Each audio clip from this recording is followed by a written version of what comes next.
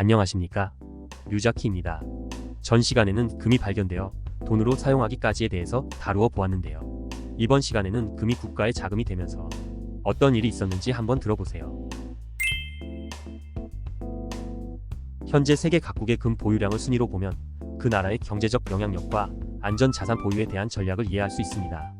금에 대해 관심이 있으셨던 분들이라면 다들 아실 것 같은데요. 전쟁 중에는 나라마다 금이나 국가 유물 등을 이동시켰습니다. 국가화폐는 가치를 잃을 수 있지만 금은 잃지 않기 때문이죠. 금은 오랜 시간 동안 세계 경제에서 중요한 역할을 해왔습니다.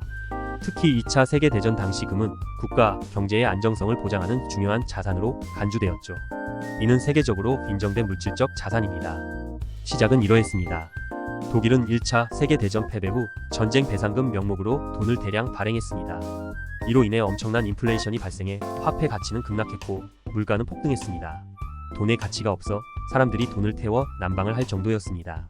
이 경제난 속에서 정치적 불안정이 심화되어 극단적인 정치 세력이 득세했습니다. 그렇게 경제난과 정치적 불안정 속에서 나치당이 탄생했고 히틀러가 독일 국민의 지지를 얻으며 집권하게 되었습니다. 2차 세계대전 동안 독일은 점령한 국가들에서 금과 다른 귀중한 자산을 약탈했습니다. 독일은 전쟁 자금을 확보하고 경제를 지원하기 위해 점령지의 중앙은행 금고와 개인 소유의 금을 대량으로 약탈했습니다.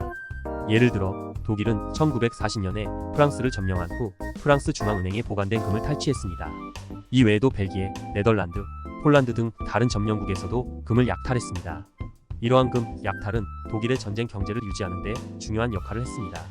따라서 독일이 2차 세계대전 동안 금을 찾기 위해 전쟁을 일으켰다는 주장은 일정 부분 사실에 근거하고 있습니다.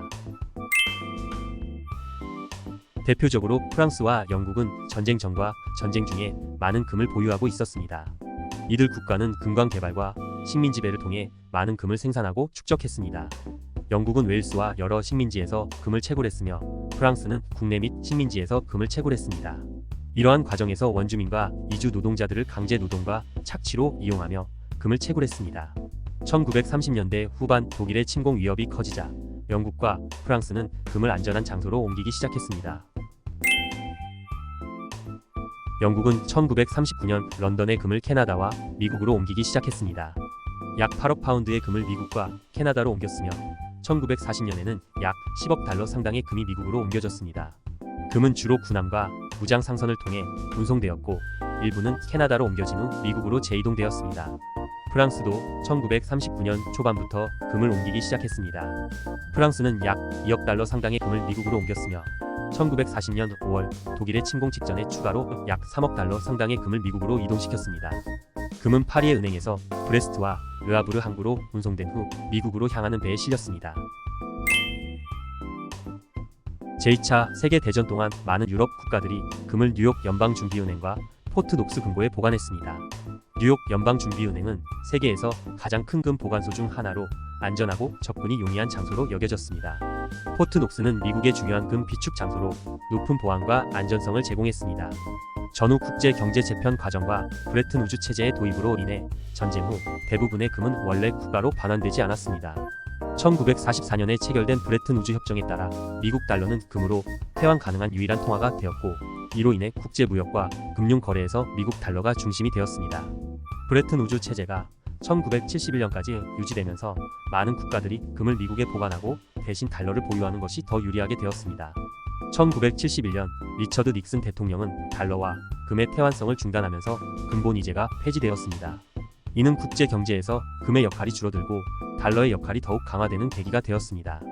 프랑스와 영국의 금 이동은 미국의 담보를 맡기고 무기를 빌리는 담보 역할이었습니다. 전후 시대의 브레튼 우주 체제와 미국 달러의 기축 통화 역할이 강화되면서 많은 국가들이 금을 미국에 계속 보관하거나 달러를 보유하게 되었습니다. 이러한 요인들이 결합되어 미국이 세계에서 가장 많은 금을 보유하게 되었고 이를 통해 경제적 패권을 유지하며 세계에서 가장 강력한 국가로 자리 잡게 되었습니다. 지금까지 봐주셔서 감사합니다. 다음에도 열심히 준비해서 더 나은 모습으로 오겠습니다. 구독과 좋아요로 응원해주세요.